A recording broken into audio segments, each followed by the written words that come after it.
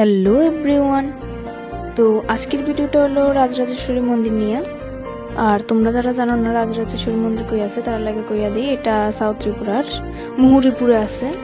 শেষ পর্যন্ত দেখতে থাকো, আশা করি বুঝতে পারছো। এমনিতে দেখা যে ভিতরে কেমন হতে পারে।